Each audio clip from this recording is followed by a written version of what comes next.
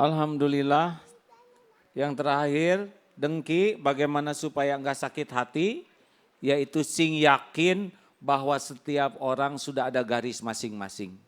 Percuma kita dengki ke orang, tiap orang dapat takdirnya masing-masing, betul? Jangankan satu pengajian, jangankan satu angkatan, satu keluarga aja adik kakak beda-beda takdirnya, betul? Betul. Ini ada kesebelasan Gen Halilintar. Assalamualaikum warahmatullahi wabarakatuh. Assalamualaikum warahmatullahi wabarakatuh. Subhanallah. Absen dulu silakan. Oke ya, biar semangat yel-yel dulu. Attention please, Gen Halilintar. My family, my team. Gen Halilintar absen, start. 1, 2, 4. 5, 6. 7, 8, 9, 10. Nah. Iya, alhamdulillah. Takdir Allah hari ini kita bisa ditakdirkan berjumpa dengan sebuah keluarga besar. Terima kasih Pak Halilintar dan Bu Gen dengan Bu Gen ini Mbak Gen ya. Dengan kesebelasan yang saya dari tadi benar-benar ingat ke Allah yang menciptakan keberagaman ini. Benar? Ini gimana ceritanya ini? Jadi ketika saya baru menikah setelah dilamar oleh Pak Halilintar dan menikah waktu saya baru tingkat 2 kuliah di ekonomi UI, beliau juga belum selesai di elektro UI. Beliau awal-awal udah bilang gini, insya Allah saya ingin punya anak 13 gitu. Oh, berarti kurang ini 2 lagi ya.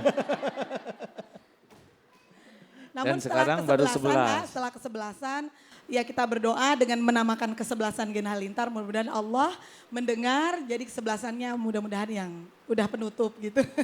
Oh, jadi lengkap dengan orang tuanya jadi 13. 13 juga, iya. Alhamdulillah. Gimana rahasianya ini? Supaya akur begini kalau lihat dari yel-yelnya ya. Apa akur terus atau gimana? Ya pasti seperti kami keluarga sering mendengar ya ceramah AA ya dari dulu sampai sekarang. Mungkin sudah 15 tahun kali ya. Oh iya? Ya. Alhamdulillah. Jadi memang kuncinya tidak lain seperti yang AA beritahu tadi ya. Bahwa akur itu kalau kita akur dengan Allah. Selagi kita nggak akur sama Allah, maka pastilah kita tidak akur sesama kita. Masya Allah, benar. Sesama Saya sepakat. Suami istri tidak akan akur gitu. Tentu dalam keluarga sering juga terjadi itu ya. Kadang-kadang ada tidak akur. Nah waktu itu kita koreksi jangan-jangan suami ada nggak akur sama Allah ataupun istri nggak akur sama Allah gitu. Nah kalau ada terjadi clash di anak-anak, nah tidak lain pagi-pagi morning briefing, malam night review mau dicek lagi akur dengan Allah apa enggak. Kalian nggak akur nih pasti nggak akur dengan Allah. Kalau Allah akur dengan Allah pasti kalian akan akur. Masya Allah. Tahu akur dengan Allah dalam bahasanya qalbun salim. Jadi kalau hati ini berusaha dibersihkan, itu orang akan merasa nyaman. Kalau nyaman, orang lain juga nyaman. Kalau kita tidak sedang tracknya ke Allah, lagi emosi, lagi sombong, lagi apa, kita pasti nggak nyaman. Kalau kita nggak nyaman, yang lain juga nggak nyaman. Mungkin begitu ya? Betul banget. Masya Allah, alhamdulillah. Nah gini boleh nanya ya. Boleh. Kalau tadi orang tuanya kita tanya sama anaknya. Mungkin yang wakilin kakaknya dulu kali. Namanya number 1. Namanya siapa Bang? Nama saya Muhammad At-Tamimi Halilintar. Wow, Muhammad At-Tamimi Halilintar.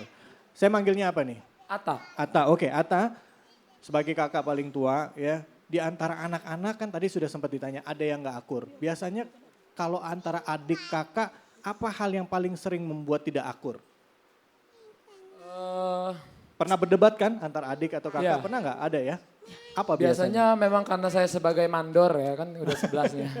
Sebagai mandor tuh harus memastikan semuanya akur. Iya. Jadi kalau lagi ada yang nggak akur, misal dari saya nggak bisa terselesaikan, jadi baru ke Abi. Oke. Seperti itu.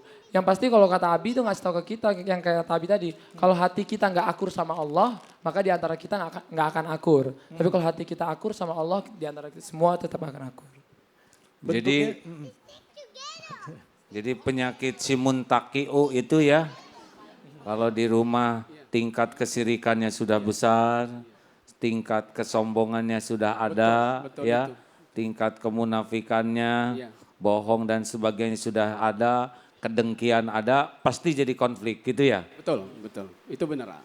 Mungkin kalau saya boleh tambahin, dalam keseharian kan masing-masing punya pendapat yang berbeda. Iya, Dan betul. kecenderungannya juga berbeda. Iya. Jadi ketika di lapangan itu memang suka beda pendapat. Iya. Nah tapi kalau yang kecil-kecil yang beda pendapat, yang lebih besar yang menengahi. Kalau yang besar-besar nggak bisa menengahi, kapten menengahi. Kalau kapten gagal menengahi, baru dia naik banding ke orang tua. menengahi. Presiden, ya. Presiden, iya. Kalau ayahnya nggak bisa menangani, berarti ayahnya nggak akur sama Allah. Oh. Ini kalau boleh sedikit informasi, katanya kalau ada konflik, gunakanlah 3 semangat. 1, semangat bersaudara. Bukan dengan musuh, tapi ini dengan saudara. Jadi beda mah gak ada masalah, tapi saudara nih. Yang kedua, semangat solusi. Bukan semangat mempermasalahkan masalah, tapi mencari jalan keluar dari masalah. Dan yang ketiga, semangat sukses bersama. Jadi jangan satu diangkat, satu diinjak. Begitu kan? Betul. Nah, itu hanya bisa kalau kita mencari jalannya di jalan Allah. Karena jalan selain Allah tidak akan menemukan solusi terbaik. Terima kasih Pak Halilintar dan Mbak Gen, Bu Gen atau apa ini ya. Aja. Dan timnya di balik keterbatasan waktu ini, mudah-mudahan kita bisa melihat bahwa satu kunci yang bisa membuat bahagia di dunia ini adalah kebersihan hati. Itu pula yang mengantarkan akhlakul karimah dan husnul khotimah. Serta yauma ya la yanfa'u malu wala banun illa man atallaha biqalbin salim. Dan ternyata yang jumpa dengan Allah juga orang-orang yang memiliki qalbun salim. Allahumma sholli ala Sayyidina Muhammad wa ala alihi wa ashabihi ajma'in. Alhamdulillah ya Allah, ya Hayyu ya Qayyum, ya Arhamar Rahimin, irhamna ya Allah. Duha ya Allah yang maha tahu segala-galanya. Jadikan kami menjadi hamba-hamba yang Engkau ampuni seluruh dosa. Allahumma inna nas'aluka taubatan nasuha wa taubatan qoblal maut wa rahmatan indal maut wa magfiratan ba'dal maut. Allahumma hawin alaina fi sakaratil maut. Allahumma inna nas'aluka husnal khatimah wa na'udzubika min su'il khatimah. Duhai Allah, karuniakan kepada kami qalbun salim. Hati yang benar-benar Engkau bersihkan dari kemusyrikan. Allahumma inna na'udzubika min an nusyrika bika syai'an na'lamu wa nastaghfiruka lima la na'lamu. Bersihkan hati kami dari segala kemunafikan ya Allah. Bersihkan diri-diri kami dari segala ketakaburan, dari kedengkian, dari cinta dunia ini. Ya Allah, jadikan hati kami hati yang selalu ingat padamu, yang yakin dengan segala janji dan jaminanmu. Golongkan hati kami hati yang selalu berbaik sangka dan ridho kepada semua ketentuanmu. Engkau indahkan dengan kesabaran ketika ujian harus kami hadapi. Ya Allah, jangan biarkan hati kami dicuri oleh siapapun yang membuat kami berpaling darimu. Istiqomahkan hati ini ya Allah. Allahumma a'inna ala zikrika wa syukrika wa husni ibadatik. Taqabbal minna ya karim, innaka antas samiul alim. Rabbana atina fid dunya hasanah wa fil akhirati hasanah wa qina azaban nar. Subhana rabbika rabbil izzati amma yasifun. Wassalamun alal mursalin. Walhamdulillahi rabbil alamin. Alhamdulillah.